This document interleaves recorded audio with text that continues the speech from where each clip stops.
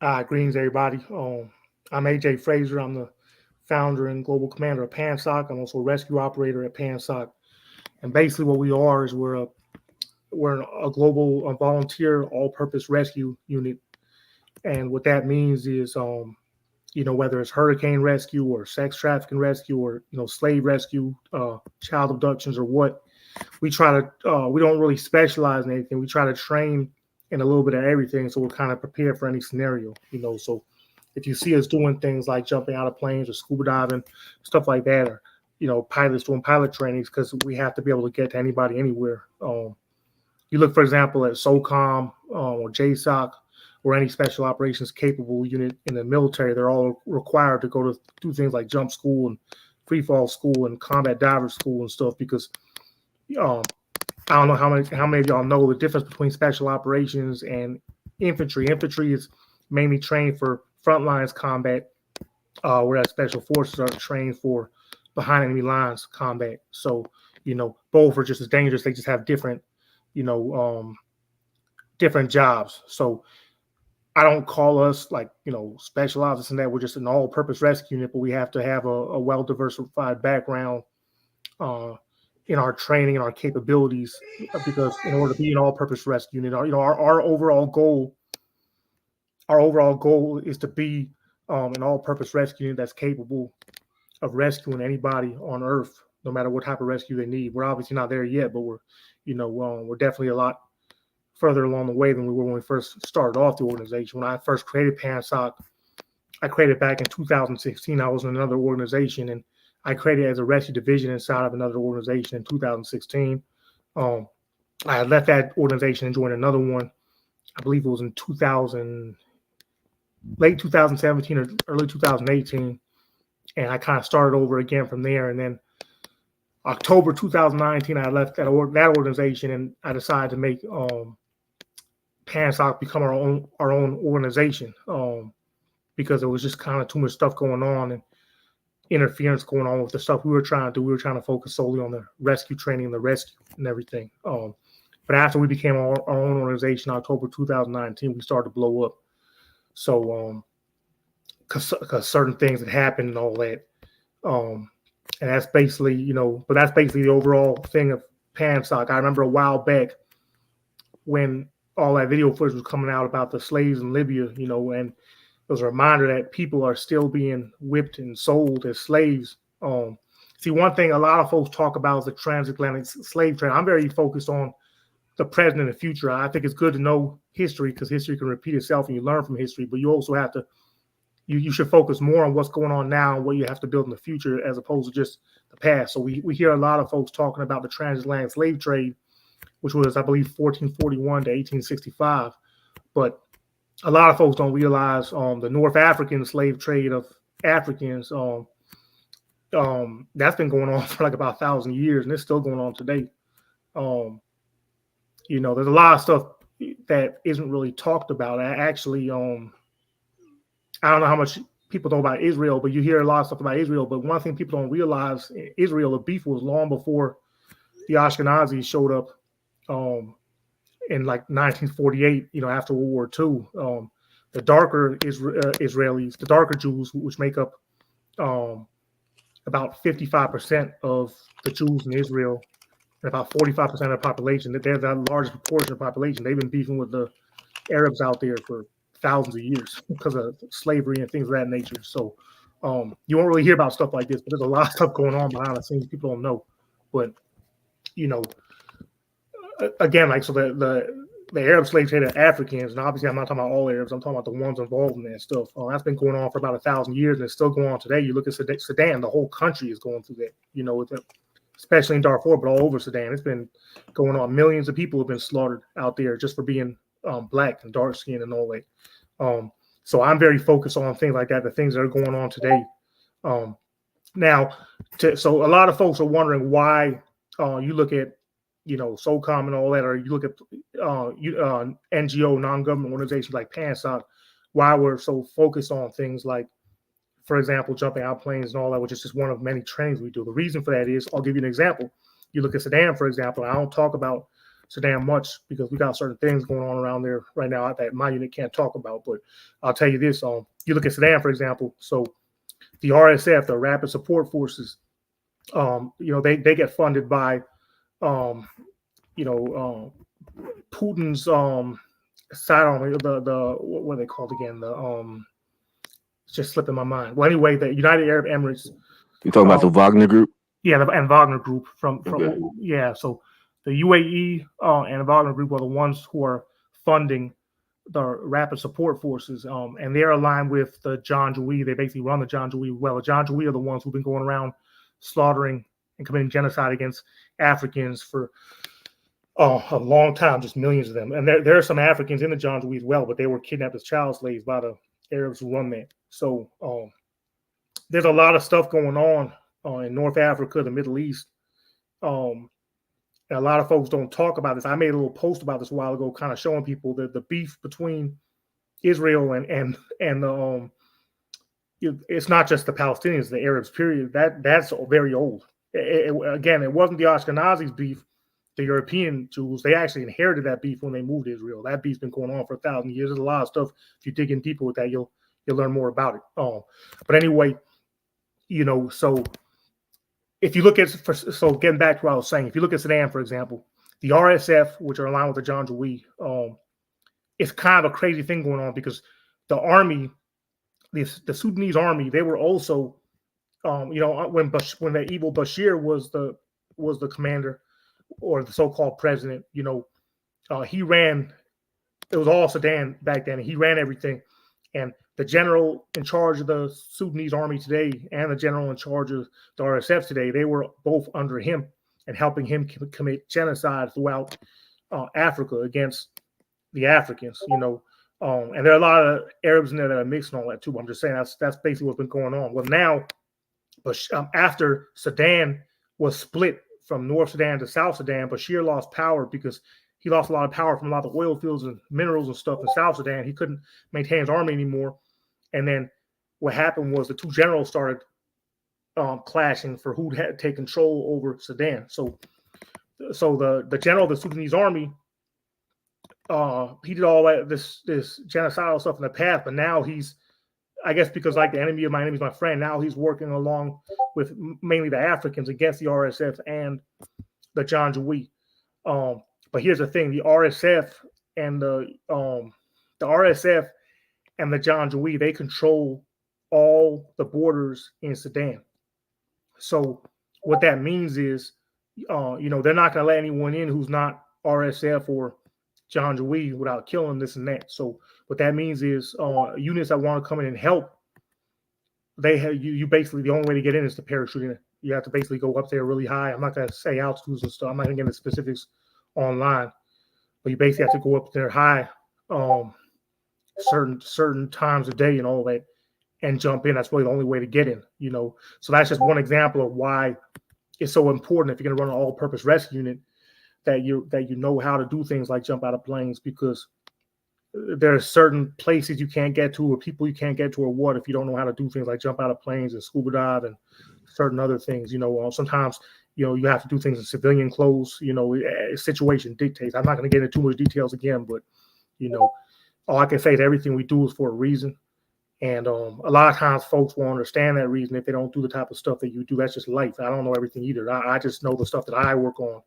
But I don't have much expertise in what other people do. I just focus on the stuff that I have to do and that my unit has to do. And so any questions y'all have, you can let me know. That's pretty much kind of sums up a little bit about what we do and why we do what we do and all that stuff.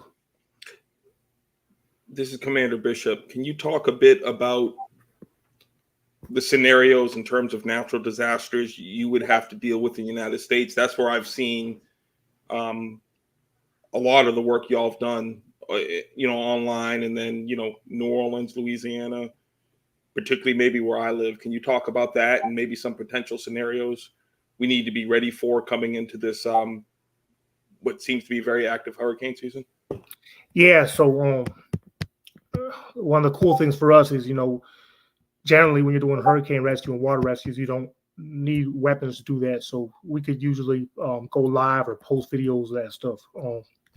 Now, as far as hurricanes, so this year, the NOAA, I can't remember the acronym offhand, but it's national something that they basically predict what each hurricane season is going to be like each year. So generally, you have El Nino or La Nina. El Nino is generally very hot, but the way El Nino works, it basically usually rips most hurricanes and storms to shreds that enter the Gulf before they actually hit the U.S. La Nina, on the other hand, it's generally more conducive for storms to hit the U.S., but it's generally cooler, so the storms generally aren't as powerful. So it's kind of like a reverse effect where one kind of subsides the other to kind of make things not too bad. Well, the problem this year is, even though it's La Nina, which is going to be generally bringing more storms into the U.S. and not breaking them down, wind shear and dust and all that stuff, and all the other stuff that comes with La Nina, it's also extremely warm for a La Nina this year. So NOAA is predicting the highest and the most active hurricane season that they've ever predicted in history. Now, things could change this and that, but one thing I've learned about these predictions over the years is they're generally pretty accurate as far as, something's coming when they make predictions like that. I remember, what was it? I think 2020 or something like that. We had several just major hurricanes just hitting the U.S. one after another. Hurricane Zeta, matter of fact, destroyed my home that year. Nearly killed my whole family. But yeah, so I actually had to dig through the rubble in my house to find my son, who was 2 at the time when Hurricane Zeta hit us. But those hurricanes are no joke. So a couple of things on that. You have to learn how to swim. It's really not that hard to learn. I've taken people who joined PANSOC, didn't even know how to swim, and within a month they are scuba diving with rifles in their hands. So you just have to actually take the time to do that. Number one, again, you gotta learn how to swim, because the most common deaths that happen in hurricanes are drownings. That's the biggest danger when it comes to hurricanes and storms, even tropical storms. You look at Hurricane Harvey. Hurricane Harvey came in as a Cat 4 when it hit, I think, around Corpus Christi area. But then when it went back to sea and then went up and hit Houston. When it hit Houston, it was only a tropical storm. But the thing was, the main problem isn't the wind strength, which is what the categories are for. The main problem is how slow the winds move. The winds are moving and how large the storm is. So Hurricane Harvey was so massive in size, as far as their tropical storm force winds, and it was so slow moving. That's why I was able to create so much flooding, in Houston and everything when it came back and hit as a tropical storm when it hit the second time. So you have to know how to swim. You have to get the high ground. You can't take these warnings lightly. Cities have to be better prepared for people who are unable to evacuate. Big problem that happened in a lot of these hurricanes, Harvey, Katrina, what was people stuck in hospitals that couldn't move, and things like that nature. So people, a lot of times people get on me about oh, why are you going in there for people who didn't get out and didn't listen to warnings? Not everyone can get out, number one. Number two, if my child chose to stay behind, number two, actually, the children don't really have a choice. They just do whatever their parents decide. A lot of people want to stay and protect their property and all that. But if for whatever reason I had a child who stayed behind, whether they made a mistake or a poor decision, I wouldn't want no man standing back, and just letting them die, no able-bodied man, and not to mention, if you're going to do stuff like rescue, you got to love this stuff, So with us being a rescue unit, most of the time we're just training and waiting for a call, for someone who needs help or someone who they believe they know someone's missing or someone's missing and they want us to help find them. But when it comes to hurricanes and stuff like that, we already know where the hurricanes going and when, so we can go in. But yeah, you gotta learn how to swim. I recommend having a boat, learning how to operate a boat, train. Like survivalists are always training. Pay attention to the weather forecast. I know they're always going to change a little bit until the storm hits land. Get to higher ground if you're in a flood zone. You want to get out of there. There's reasons why it's called a flood zone and all that. So whether it's a 100-year flood zone or what, just you shouldn't be in that situation. Take care of your loved ones. Make sure they're all good. And then if you can help in any way you can, help in any way you can. Look out for scammers who are trying to get donations to take advantage of people and all that. Just focus on what has to be done and, you know, train and prepare, you know, listen out again for advisories and just do what you have to do. When it comes to these hurricanes, you never know what could happen. You know, as the waters keep getting warmer, which is naturally going to happen, whether there's humans here or not. You know, the Earth keeps switching between warming trends and cooling trends. Right now, we're in a warming trend, so the stuff's only going to get worse and more powerful. So you just have to be prepared. You can't take it lightly, you know, and make sure your family's safe if you want to help out, because you can't be out there helping others if your family is, you know, right there in the weather of the storm. Brother AJ, can you? This is Lieutenant Commander Corporal Kick-Ass. Can you address the importance, especially to our community, of A, having a plan, and B, having a contingency plan for these type of things? Because I think a lot of times people in our community neglect actually having a plan, developing a plan or a strategy to get out, or where you're going to go, where you're going to meet, how you're going to deal with certain situations. I feel like that's one of the main things that our community is failing to do as a whole, is having those kind of plans. Yeah, you know, I think if there's one thing that Katrina should have taught everybody, is you can't rely on the government for everything. Exactly, and that's why I say this, because I don't think, even after looking at Katrina, you still see some incidents happen, and you're like, all right, because you live in the area that you live, you should be there for, you should be prepared for, you know, have this plan, have this contingency plan. If that happens, we're going to do this, and everybody be, you know, on the same page. And I don't think a lot of people in our community. So I think that stressing the importance of that to our community I think that's a very important thing. Yeah. So getting to what you said, you know, as the old saying goes, it takes a village to raise a child. So it's kind of like what I was saying. You have to first make sure you're set. Then you got to make sure, because you can't help others if you can't help yourself. Then you got to make sure your family's straight. Then you got to make sure your community's straight. So folks need to become their own community leaders and get together and be like, hey, your hurricane's headed this way. What are we going to do about this hospital here, you know, full of senior citizens who can't get out, even if they want to? What are we going to do about this population here? They're low income. They can't afford to travel, can't afford to move. You know, okay, the government probably isn't going to really take care of this section here.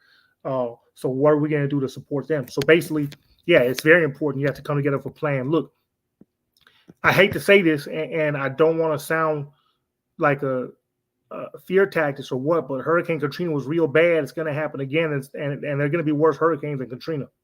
You know, so things can and will eventually be a lot worse, and how many people die really depends on how people prepare for it before it happens, and then how we react when it does happen.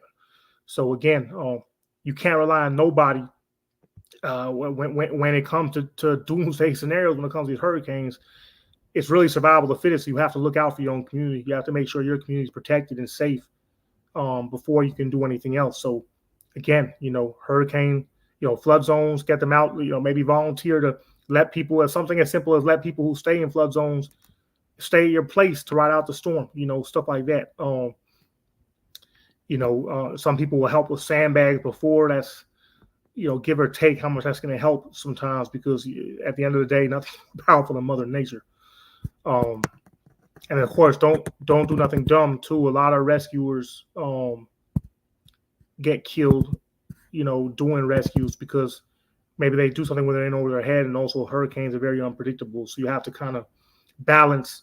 You know, I'm very big on, especially when I have my soldiers with me when I'm doing hurricane rescues, I'm very big on having us in a safe spot where we're not going to be like, you know, trapped when the hurricane first hits, but then being close enough to go in and do rescues as quick as possible. It's kind of like a fine balance between the two.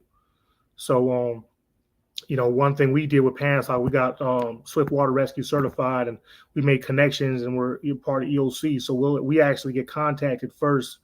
If you look at, for example, I believe it was Hurricane Ian, when an island got flooded out there, like 80,000 people trapped out there. PANSOC, we were the second rescue unit there.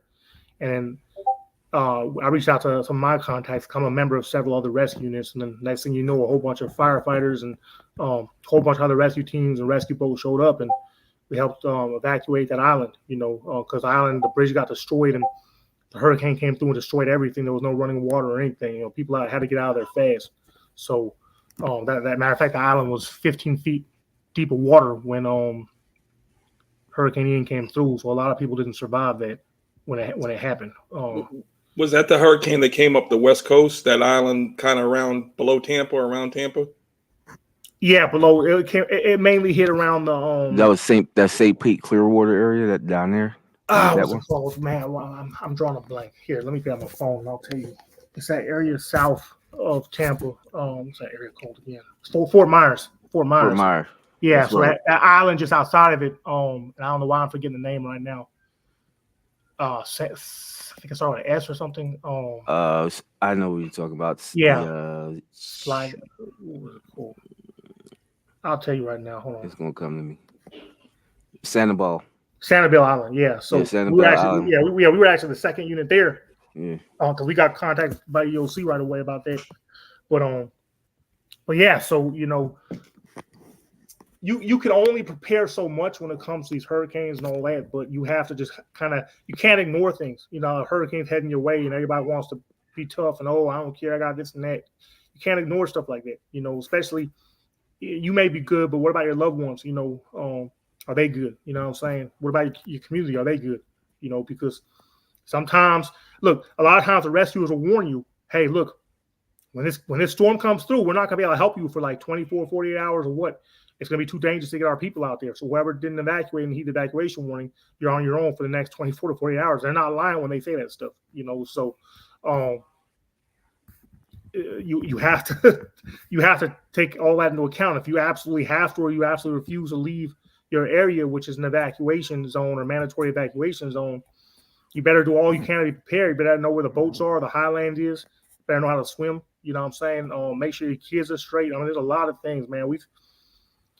It's a lot of death that happens with these things. And again, it's like I'm saying, I can't remember the last time we've had a La Nina with like record warm waters, at the same time. It's usually either El Nino with record warm waters or La Nina with cooler waters.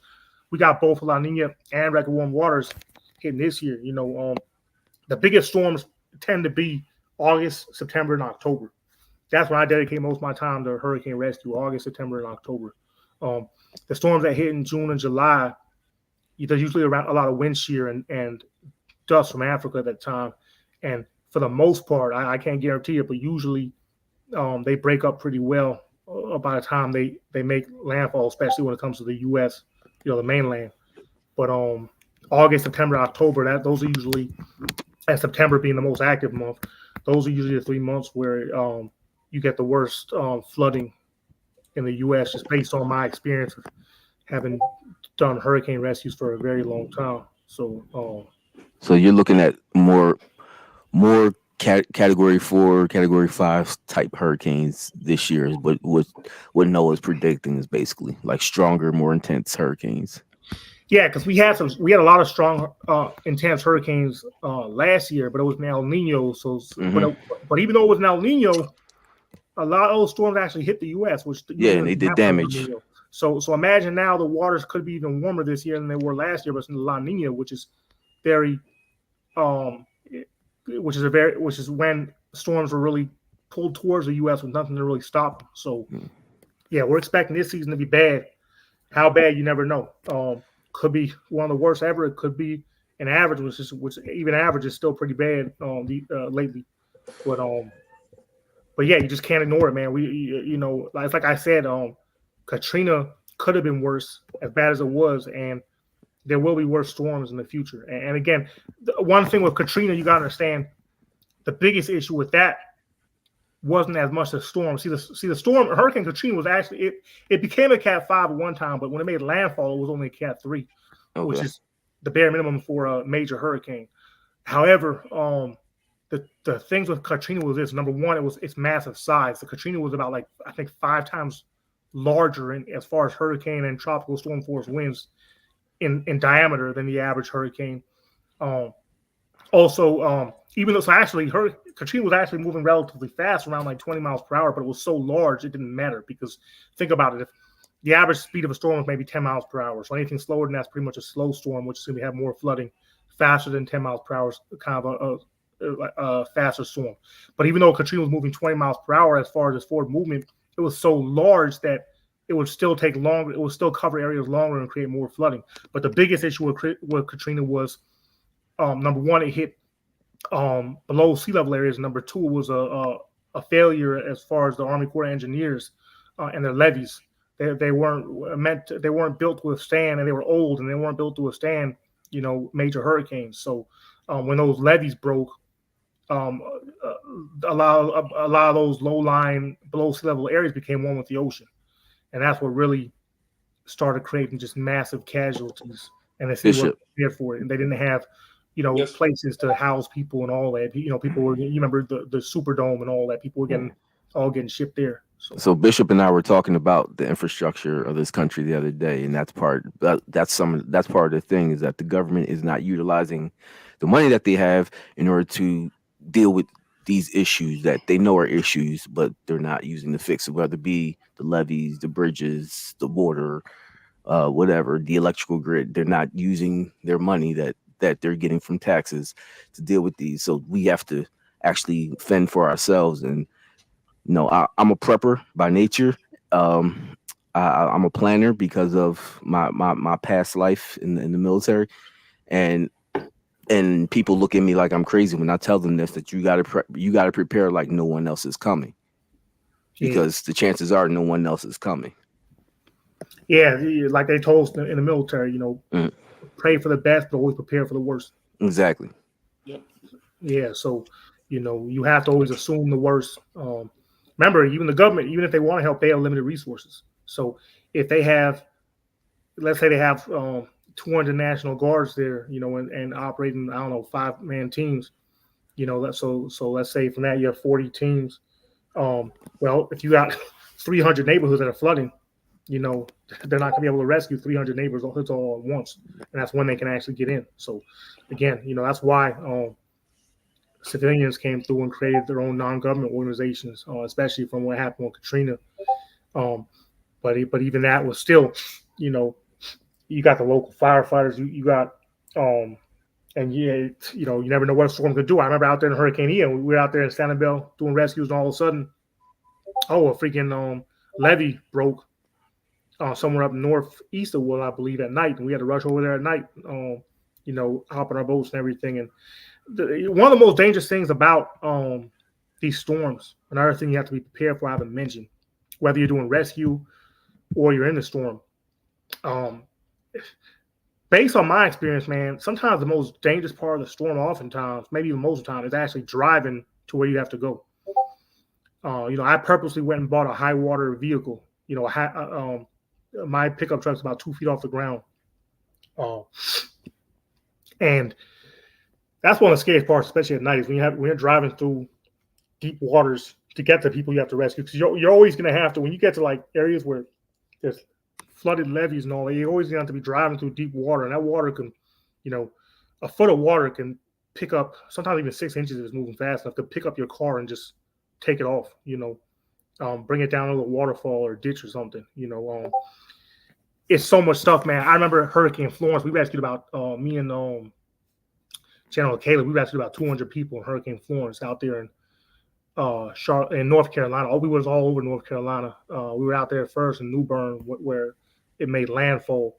So Hurricane Florence was like a Cat 4 out in the sea, and then it went all the way down to like a Cat 1 when it made landfall. But the reason it did that was because it kept restructuring. So the wind speed was getting slower, but the storm kept getting larger. So it had the same energy. It was a Cat 1 with the energy of a Cat 4.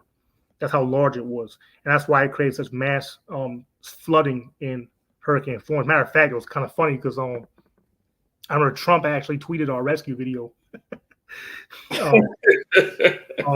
out there. See, so I work with several rescue units. So that was back when I was in the MVPP, and Pansoc was a rescue division inside the MVPP. And we were also working with the Cajun Navy and all that. So it was kind of funny. But anyway, the reason it was funny was because Hashim went and did something with that video. But anyway, and then all of a sudden everybody out there knew who I was and all that, because I used to be in civilian clothes. I'm doing stuff like that.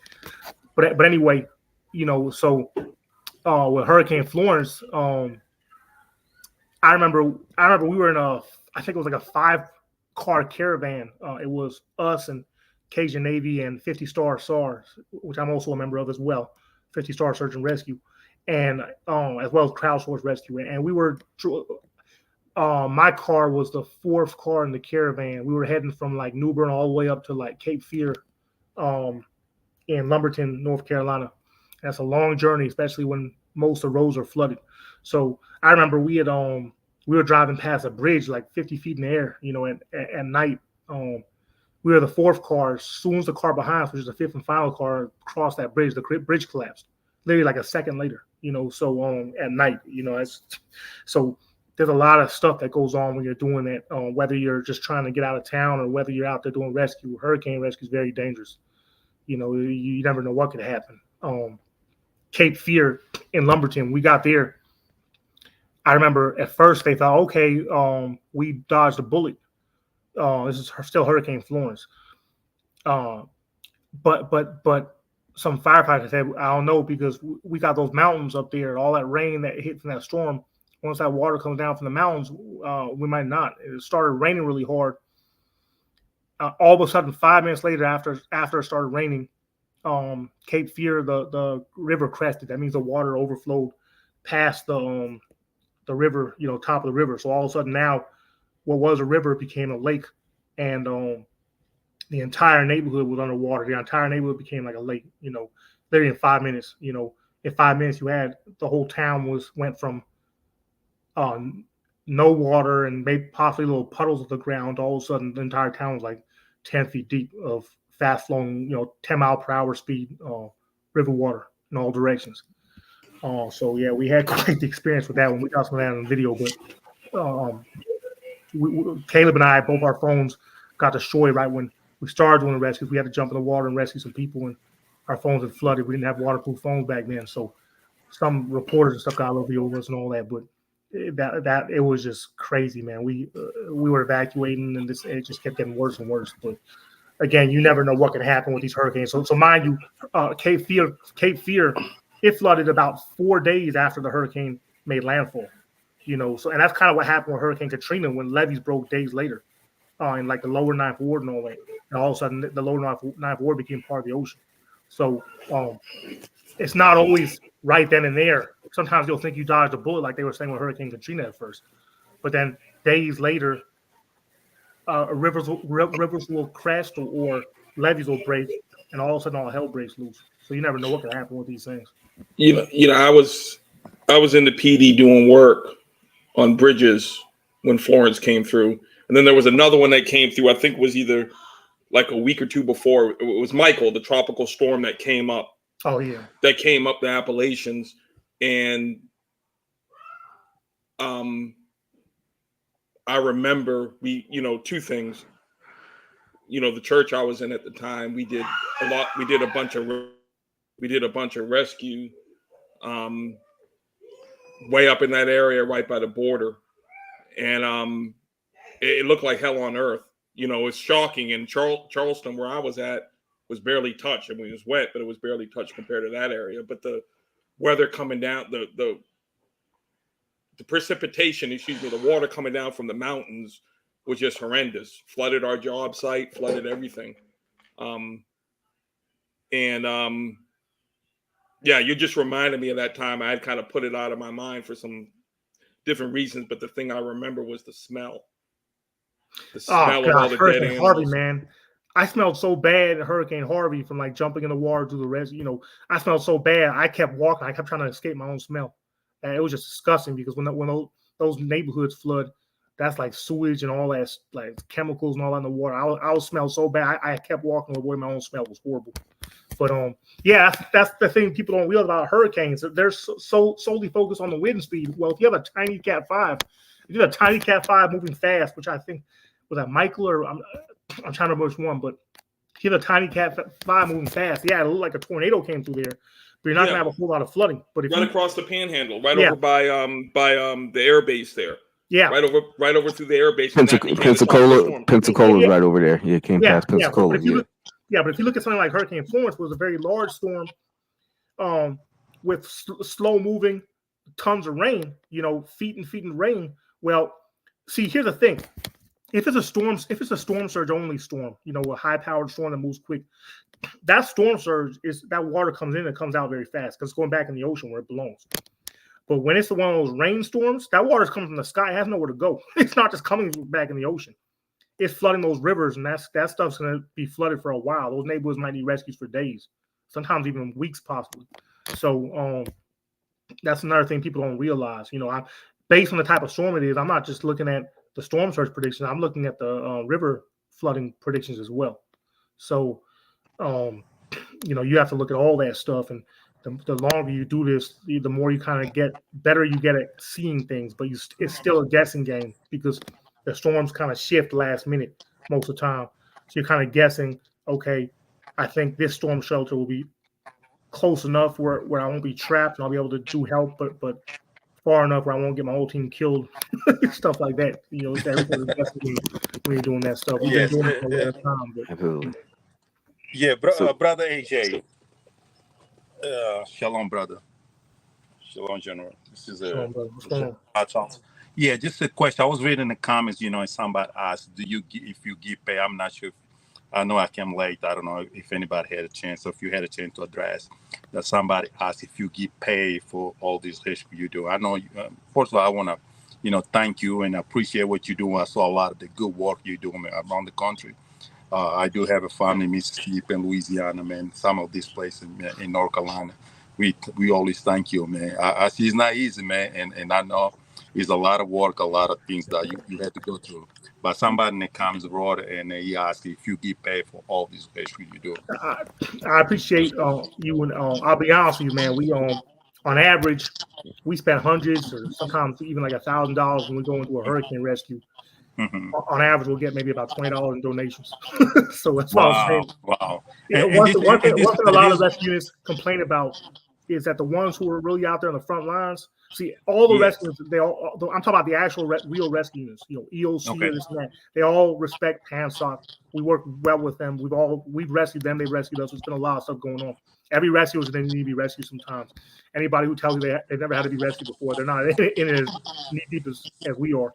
But anyway, all the rescue units that are really in the front lines, we all complain about this. That it seems like the ones who are not in the front lines, they get all the donations and all the funding, and those of us who are on the front lines, for some reason, we don't get jack shit. Well, this is, and I want to suggest, if you don't mind, every time you deploy, I'm not sure how you work with your plans, let us know. Let us know that we can push also for the nation. We'll be able to support your mission. I don't know if you ask for volunteers, people to support your organization when you go to this mission.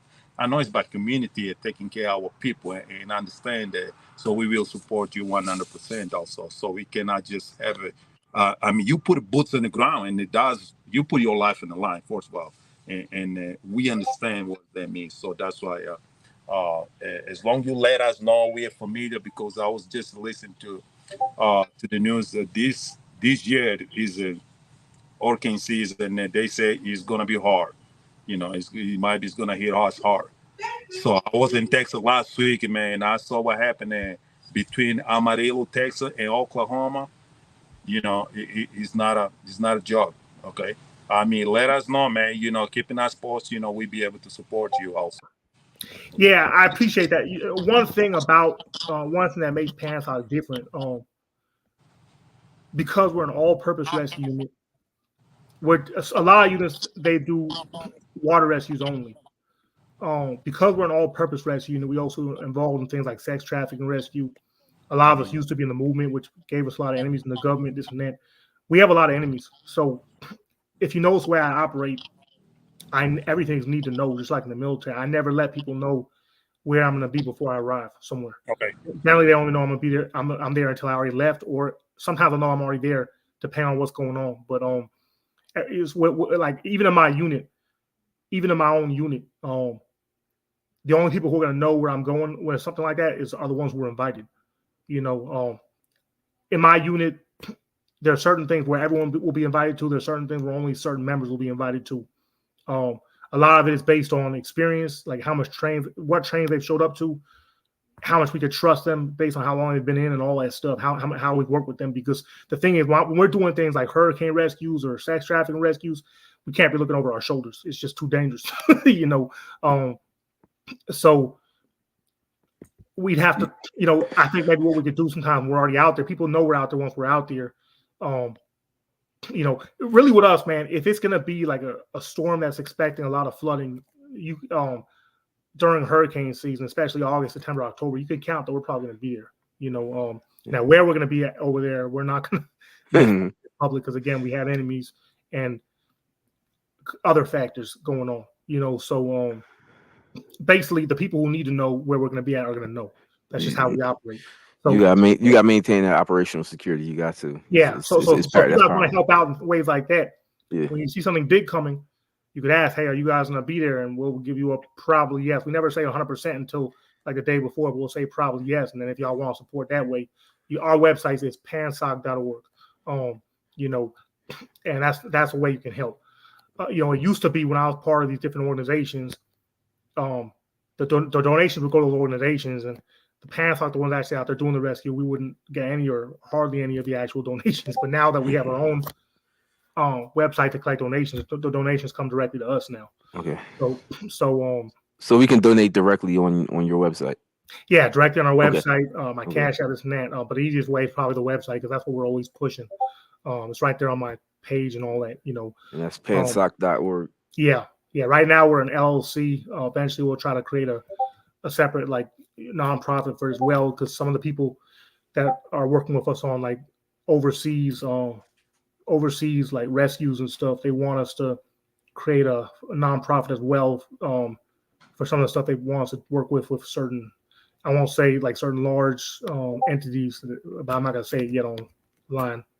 Some things I'll wait till it actually happens before I even mention it. But yeah. So and I see you got merch on there too. So the merch, buying the merch contributes, helps. Yeah, we get hardly any sales on that, but okay. I mainly create that for our members because we have over 200 chapters all over the world. So I just don't have time to be mailing people who can't show up to our at least my trains, patches and all that. So I tell them, you can go online and order, stuff with our logo on it and all that. But yeah, we have merch too. And the cool thing is we go through a different company. It's actually something that Fairhampton Gun Club taught us. We go through a different company, so they handle all the shipping and all that stuff for us. We just get a percentage of the profit. We don't have to do anything other than market the stuff on our website, which helps us because we don't have time to do all that. But yes, we have the merch and we have ways to donate, and people can also apply directly from our website. We no longer do those old school paper applications that just took forever, man. I remember after that thing we did back when we were still in the movement, that thing we did in Brunswick, we were getting so many application requests, man, and they were all paper applications. I was like months and months behind on those applications. By the time I actually got to most of those applications, people were no longer, because a lot of people are knee-jerk reactions and all that. But if we had an electronic application system at the time, we would have got a lot more people out of it. Absolutely. So I'm gonna ask a completely hypothetical situation that may happen this fall. I'm in the Low Country. You know where that is. Let's just say there was a major hurricane bearing down on us, like Hugo did in '89, and there was a good chance it would at least brush by us. I could reach out to your organization and say, "Hey, y'all, I might need your help." Giving you a heads up, would I do it that way, or would I? How would that work? All right, so here's what I always inform people about when it comes to how we operate with this.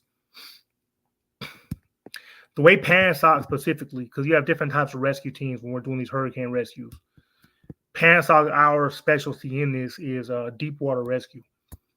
So, and as well as swift water rescue, both of which are very dangerous. So what we generally do is we generally go where we think the water is going to be the deepest. So if forecasts are projecting 3 feet of water, whether it's storm surge or river flooding in your neighborhood, but then they're projecting, like in Hurricane Florence, 20 feet of water in another neighborhood, we're probably going to be at the neighborhood that's 20 feet of water, assuming we can get to it. So we can't like go off on individual missions. Now we're gonna have units with us because we have a lot of allies, different units we work with that'll be handling what we call tickets through units like Crowdsource Rescue, which I'm a part of, and 50 Star SAR and stuff like that.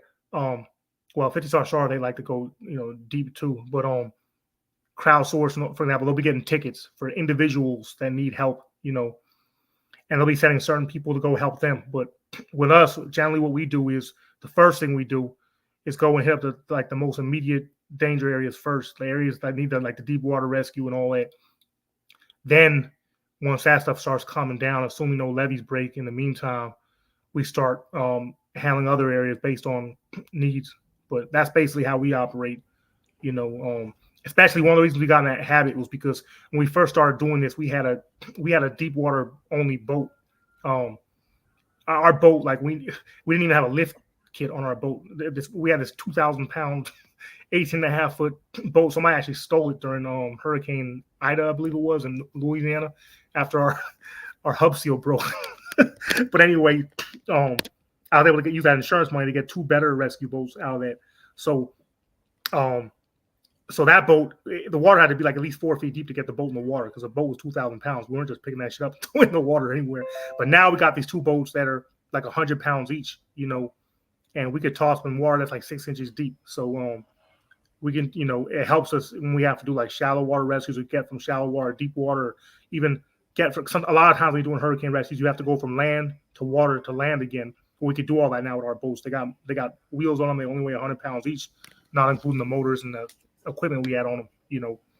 We got our scuba tanks, and our mini scuba tanks, and all the stuff we need with that. So, but our main focus is deep water rescue because a lot of times people want to tell us, "Oh, go here, it'll look better on camera."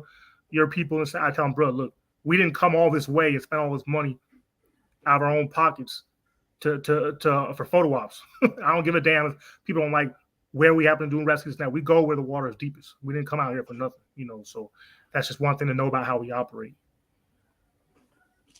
You all, it has always been readily obvious to all of us who've been watching. You all are doing it for the love of helping others. Yeah, it's addictive, man. A rescue is addictive when you start doing it.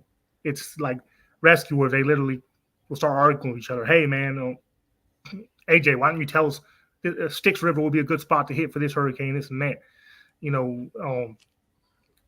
I tell people, man, reach out to me. I'm very busy with my unit and trying to keep everything.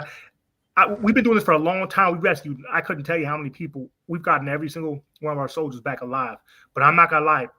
Almost every hurricane we've been on, we almost died. Almost everyone. I always tell people this is hurricane rescue, not luxury cruises. So if you're not prepared to be in situations where you might die, I don't want you screaming at me later because some people have because they're scared, thinking we're crazy, bro. Like you have to put yourself in danger to rescue people who are in danger. So it's like going into combat. It's just exactly. Like going into combat. Exactly. So doing this shit we're doing, don't go tell me all of a sudden you can't swim. when we're out there doing a freaking storm surge rescue in the ocean or doing a water rescue from river flooding and all that. So General AJ, now that you mentioned it's addicting, it reminds me one of the firefighter chief. He was going around putting fire so he can go over there and take the fire down. Now I understand. Yeah, man. So you're not like one of these guys. Go ahead and start a fire and then bring them. No. Yeah, you're capable of a lot of things. The government would love that shit. They would have my ass. They'd have me all. Yeah. Look what AJ's doing. The fraud. Like, nah, bro. But that would be the government's dream come true. And I'm not saying everybody in the government. Yeah, I know a lot of people in the government, and some of them actually support a lot of stuff we do. It just depends on the person. But yeah, trust me, people have a field day with that shit. You been attacked for I never even did. Other people will do messed up shit and then they go attack me and my unit for that shit. For the shit they did.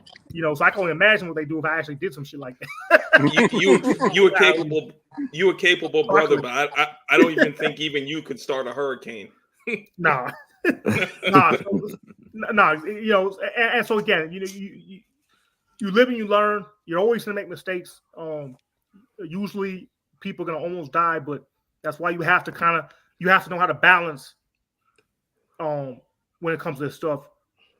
because you want to be rescuing people quickly as now, but you have to kind of balance the safety of your troops, along with, the danger y'all have to put yourselves in to rescue people. You have to kind of find that fine balance to get all your troops back alive while still rescuing as many people as you can.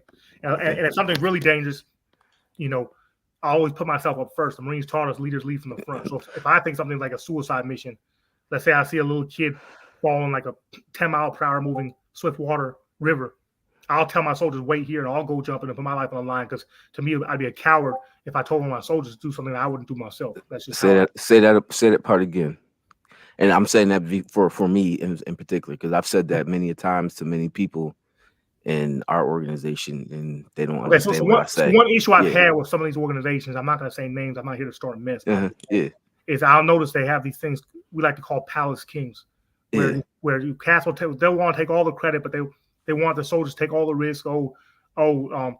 My soldiers need to be my felony fall guy for my crimes, or they need to be the ones getting arrested or shot by the police. No, like the way I was taught, the Marines leaders lead from the front. So lead again, from the front. That's why you see when I used to be in the movement, anytime police would come, I'd be the one up front. That way if shit popped off, I'd be the first one taking the bullets, because that's leaders lead from the front. So it's the same thing. If I see a child, for example, fall in a fast moving river, and I think that most likely it's gonna be a suicide mission, but I'm still not gonna just let that child drown. I'm gonna tell my soldiers, wait here, and I'm gonna jump in. Because I'm not gonna just go and tell my soldiers to do something I wouldn't do. And it's my biggest mission while I'm doing this stuff is to get all my soldiers back home alive and nobody captured. And so far we've done both every time, at least when I was in charge. Preach that.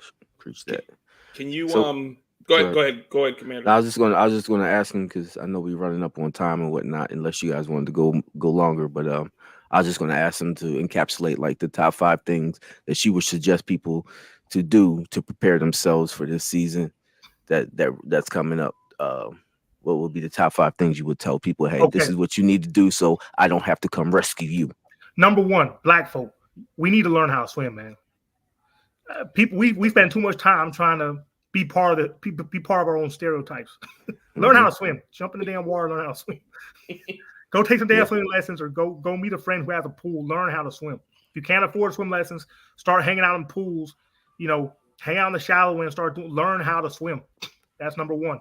Number 2, find out if you're in a flood zone. If you are, evacuate when something's coming.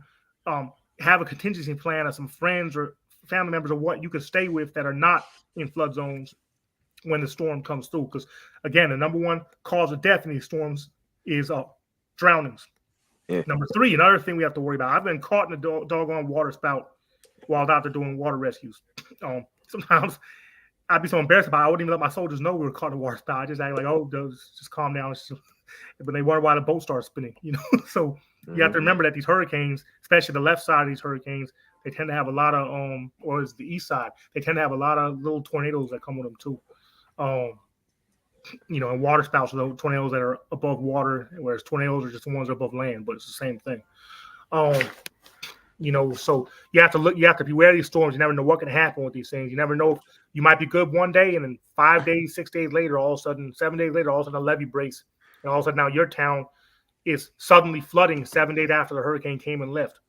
So again, learn how to swim, have a contingency plan for where to go. Number 3, actually evacuate if you're on a mandatory evacuation order. Number 4, I recommend keep like an inflatable boat or some type of boat at your home.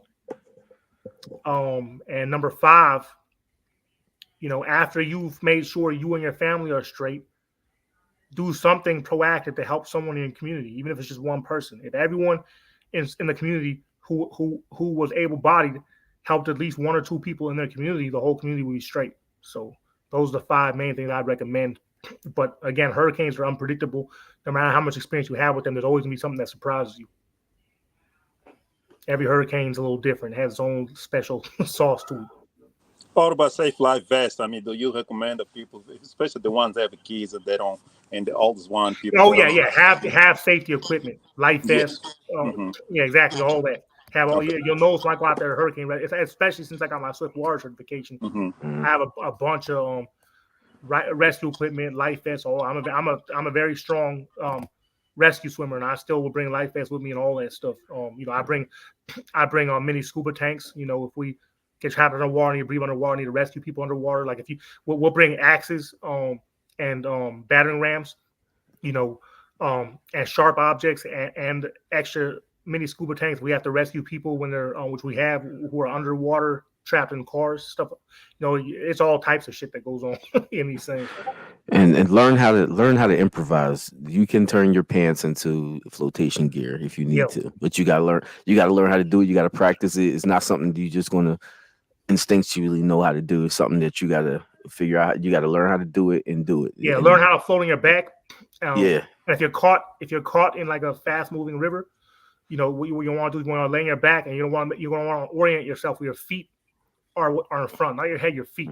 That way you can kind of use your feet to kind of push you away from rocks and all that sharp shit, in the water. And then while you're doing that, you'll kind of want to guide yourself. We call it a ferry angle, at like a 45-degree angle towards land while you're going down river with your feet facing forward and laying on your back. That's what you do when you get caught in a river, fast moving river.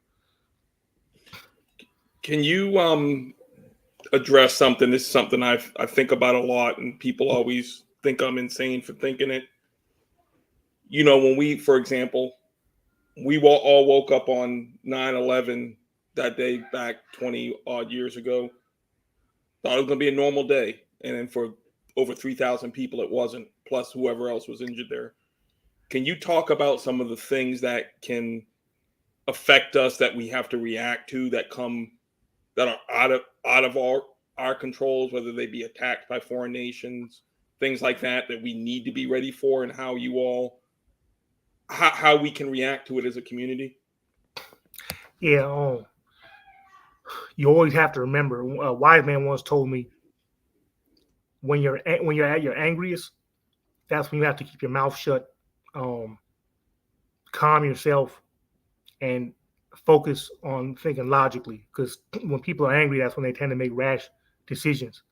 So, a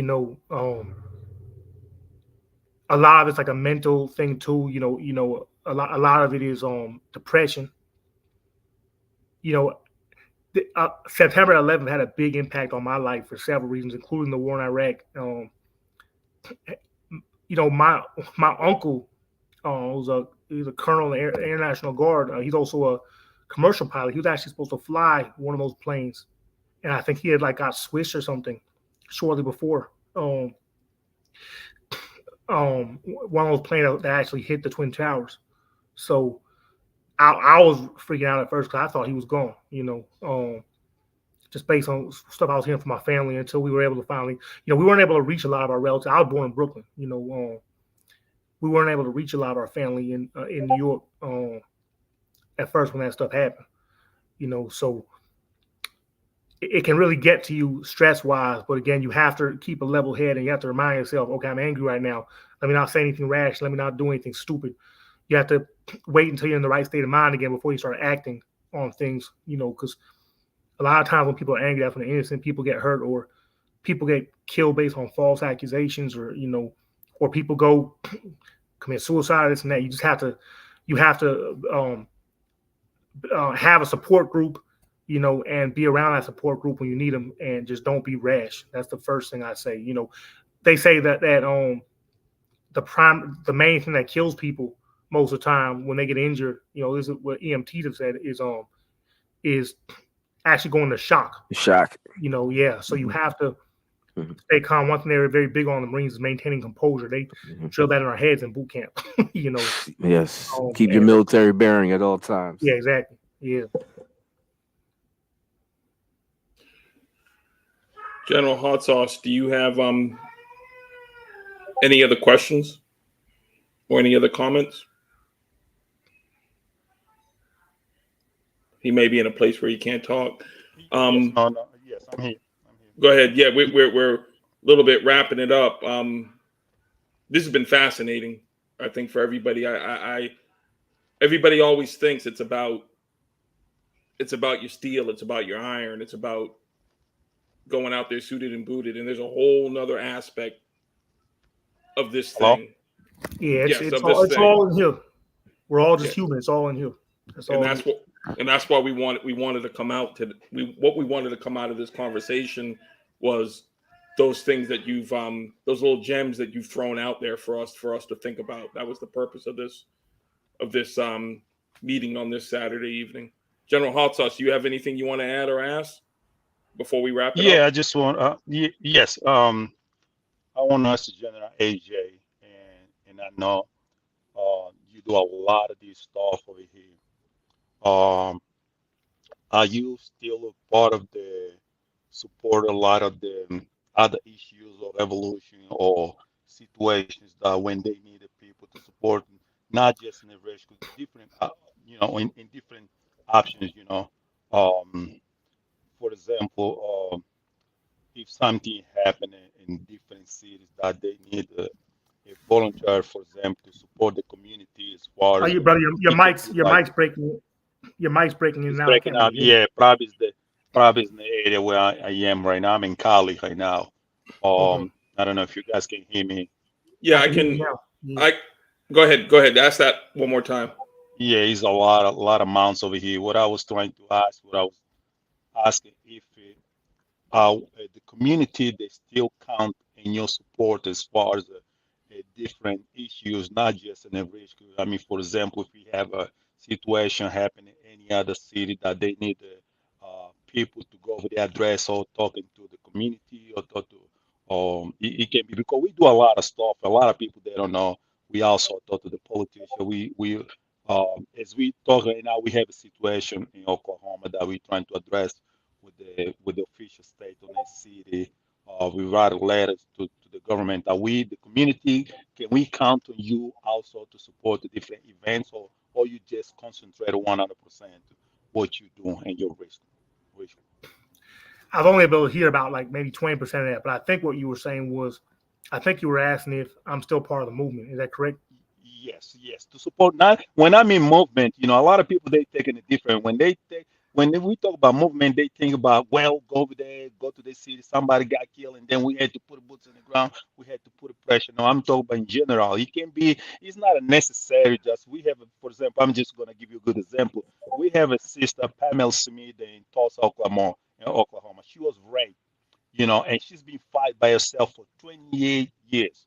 We come across her situation, and now we're trying to figure out how can we help her. How do we gonna resolve? Of course, we send a letter to the city where we're trying to put a pressure for the attorney general to reopen the case.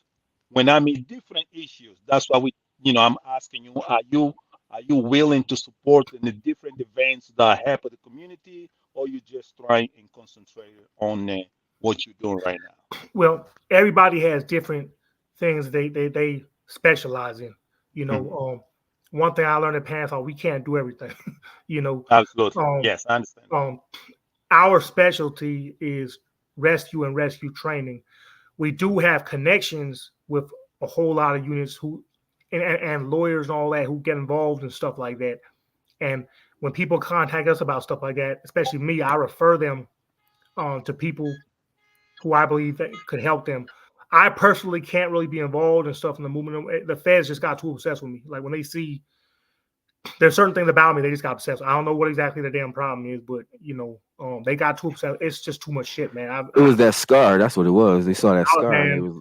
they had me facing 10. I don't even commit crimes, bro. I was facing 10 to life over one thing, and then get a different leader, and also I'm getting set up for something. I'm just, bro, life's just too much shit. you know. Yes. Now, look, I have chapters all over the world. It's like I said, we have local autonomy. So I don't tell. My only rules in my organizations are like, don't commit crimes, and damn sure don't. And that's right. Yeah, damn sure don't order nobody else to commit crimes because that's the type of shit agents do. I've dealt with that shit myself. People have done that shit to me. So, I have certain rules in my unit. No hate speech, this and that. As long as people are following my rules, different chapters can do things the way they want to do it. A lot of it's based on the needs in their city. You know what I'm saying? People in coastal cities, their main focus is be things like hurricanes and shit like that. People in, activist cities, some of them are involved in activism. Just me personally, I can't be involved in it no more because every time I am, the feds start crawling up my ass and their informants start crawling my ass, and then we can't get nothing done. as a leader, I have to be focused on the training and the rest. It's just been too much shit, man. I can respect that. I can respect that though. You got to focus on what you got to do and what you can do, and not put anybody else in jeopardy. Yeah, I respect that shit. It's just too much shit. I've had people in my unit get assassinated. They've tried to assassinate me several times. Some of it's been on video, facing multiple charges for other people's shit or people ordering us and shit. People slandering us left and right, accusing us of doing the shit they do. It's just been one thing after another. You'll have video evidence showing everything they're saying is a lie, but all these suspicious ass people act like it's all true. I just can't, bro. Like, I ain't got time for the bullshit. Now I'm at the point now where I can't even be connected to something because there's so many informants in that stuff, man. I just can't even be connected like in any way to it now with the stuff I got going on. Those people trade more. We found that out. We found that out the hard way, and we had to weed those people out of here. Yeah. And I think that was the hardest part. Yeah, if you watch that movie, Judas and the Black Messiah, the worst part, the most annoying thing about the shit, bro, is the informants are the ones who go around accusing other people of being informants. They're causing you all this hell in your organization, and then they'll go accuse you. It's just especially after Jay got locked up. Then you saw all of them start to come out the woodwork, and it was like, okay, we got weed these out. Yeah, I just don't have time for the shit, bro. I've never even been convicted of a crime before. I got a master's degree. I just don't waste my time around people who are just full of shit. You know. Yeah. And I'm not trying to say better than anybody else now. I'm just saying, like, I just don't have time for the foolishness. I was patient with that shit for years, and after a while, it's like, bro, people like they'll destroy your family. It's been so much. I'm like, bro, I just don't. I have a rule now. If I wouldn't allow someone around my kids, they're not allowed around me either. From now on. That's a damn good rule. That's a damn good rule. Yeah. And we don't have these problems in the rescue community, bro. Like I know I'm very heavily connected in the rescue community, very heavily connected. I can make a call and you'll see people, government, all types of people show up to help with rescues and everything. And we have none of this fucking shit going on. It's only in the movement. The movement was too much drama. And one of the things I thought to some folks and black family, black people, black brothers and sisters, melanated people, y'all need to stop. I hate when people are going places and then people, they look and they say, oh, he's not black. She's not black. Come on now. When I look, I don't care what they say. When I look at the vice president, he's black to me. I don't give a damn what you say. Yeah. I don't care what you're gonna say. I look at. I know exactly who was his father, where he's coming from. He's from Jamaica. Yeah. Okay. He's a brother from Jamaica. Yeah. And you tell me she's not black. I don't believe that. So a lot of this stuff sometimes is unnecessary. We say things when we upset and we got into the feeling. We started talking about, oh, he's not black, she's not black. That's just don't work. Man, you're gonna know what people's true intentions are based on what you see them spending the majority of their time doing. If they're spending the majority of their time out there training, helping people, this and that, that's what they came there for. But they spend the majority of their time creating a bunch of chaos and playing and the computers. They didn't come there on their own free accord. So that's right. Again, we don't have these issues in the rescue community. So whenever people start doing shit that I don't see people do in the rescue community, I start getting suspicious. Like, bro, what is the necessary need for you to go online and start creating all this chaos? And like, bro, you got all these cats who don't even know people. Let me give you myself for an example. I've had over 20 addresses since I was born. If somebody's not a member of my immediate family, they don't know me that well. So anybody who goes on there and makes videos about me for hours, like they grew up with me or some shit, or like they knew, they're lying. It's like I've had over 20 addresses since I was born.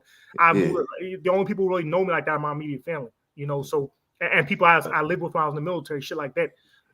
Certain cats in the jungle, that I kept in touch with and lived with for a while. Other than that, bro, like anybody who claims to know me like that, bro, they just know they lying because but we've seen a lot of those trolls come out too, like especially talking about stuff. One thing you learn about liars is they tend to over exaggerate how much they know people because they know that their slander isn't gonna seem as realistic if people they really don't know them that well. So that's one thing, man. You can go back and look at people's posts and be like, dude, like. Especially when they talk about something that happened and they wasn't there, and I'm like, how you talking about that when you wasn't there? Videos and my pictures, when they're about to start talking mess because they know that my pictures and videos will prove that they're lying their ass off. I tell people, bro, like that's what agents do. They want they want to cover their tracks. I ain't deleting shit. And it says right there in your application when you sign up, nothing's getting deleted. So if you come in here playing on some bullshit, you're gonna expose yourself because all the lies you're saying, people can just go back and look at the videos and the pics and be like, dude, what the hell is he talking about? Exactly. Yeah. So well, look, but it's just nobody has personally go ahead. Yeah. I just personally wanted to thank you. As I told you before, that picture of you and picture of Jay inspired me to get into the movement. So I just want to personally thank you on that note. But I also want to thank you for your skill set and what you do, because like you said, everybody has their specialty, and this is your specialty. This is your skill set, and every skill set is needed in this fight. And yeah, you have many skill sets, but your very particular skill set here is absolutely needed. And I think we definitely need to continue to support you in any way, shape, and form, whether it be financially or whatever. We need to make sure we continue to support you. So I'm going to tell all of our people who are out here listening, go out there, buy some merch, go on pansoc.org, donate, but support this brother, because we all we got, we all we need, and this brother has a skill set that is vital to our community. So go out I there. appreciate you. And again, last thing, Pansoc, it's over 200 chapters. Pansoc wouldn't be much if it was just me. We have a lot of good people in our organization, and it's really the people. It's really the soldiers. Like a general's not a general without a soldier. It's really the soldiers that makes Pansoc what it is. So I would have given up a long time ago if we didn't have all these. And all y'all are volunteers. Yeah, exactly. They're doing it voluntarily. So that's what I'm saying. Go out there and support these brothers and sisters, because they out there doing a very good thing for the community, and they need y'all support. So we do background checks. Nobody has nothing on us. You could see all our money. Like, I'm a truck driver. You could see where all our money's coming from. Our lifestyles are based on, they're very like exact, precisely based on the income we earn and all that. So that's how you do it when you're actually doing this out of your own passion. You're not a puppet for anybody and all that. Yeah, it's very important, man. For those of you who are still in the movement, do background checks on anybody who comes around you. Oh, that's something. That's something we're gonna talk to you about that offline too. This is something that has to be said online. People need to know. When you do background checks on people, you learn a lot about them. You could do a background check on me. Everything's fine. But if you're seeing people getting felony convictions and they're beating mandatory minimums, those are the type of people that always end up causing us all the damn problems. 99% of the time. So be aware of it. And the last thing I'll say is, I want to echo Lieutenant Commander Kickass's what he said, but also too, everybody support this organization, because you don't know when it'll be you in a situation that you need to be rescued, and it might be AJ or one of his soldiers' faces that reach their hand out and pull you out of a situation. So thank you for what you do. Any last words from you? Any last words at all for the group? Yeah, everybody just be positive and do what's right. If you want people to like you and take you serious, and trust you, then you should be spending the majority of your time doing right by people, as opposed to just slandering or always being up in some shit or all that. We're our allies. We're very picky about who we allow to work with us. They're on the same page as us. Anybody calls any foolishness, they're just out. We're not gonna go and post their picture online. They're just out. They're not allowed around us no more. Because none of us have time for foolishness. And people who are actually here for work, and we see that, great. If they turn out to be a snake or center, what, they just get removed. If they cause further problems, well, there's gonna be further problems for them too. Because we've lost patience. I don't do no trials or tribunal, none of that shit, man. You start causing problems, you're just out. Ain't gonna be no trial, nothing. You're just gone, because I lost all patience with that bullshit. And people get sent and all that. Nah, bye. ain't none of that. Well, I'll literally remove them that second. It's a dictatorship when it comes to that shit, because I'm not gonna give an informant time to cause the damage they were sent there to do. It's sad that when you're focused on rescue, you still gotta deal with that bullshit. But obviously there's certain people in the government who have a vendetta against me, so their people don't last long. Yeah, but let me just say this also, brother. Thank you for what you're doing, and then actually, the same thing as Commander Korpakike say. You inspire a lot of people, by you going to Brownsville, Georgia. Of course, you and Grandmaster Jay. But also, I want to let folks know that this brother over here we actually, when I say we do a lot of stuff and a lot of people don't know, but I'm just gonna give you a little bit, talk about a little bit the situation in Haiti. So we also, I was in the same community, with the General AJ. Also, we actually, they was asking us to come and deploy our teams to talk to brother barbecue, for the ones that don't know what's barbecue or who is barbecue.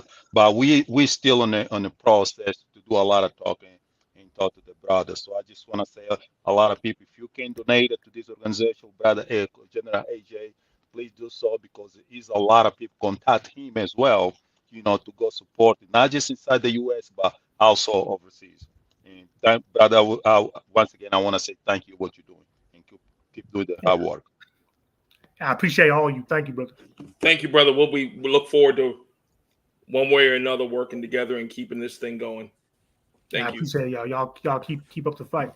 Everybody have a good night and good weekend. We'll talk to you soon. Shalom. All right, y'all have a good All right, night. shalom, brothers. All right. Shalom.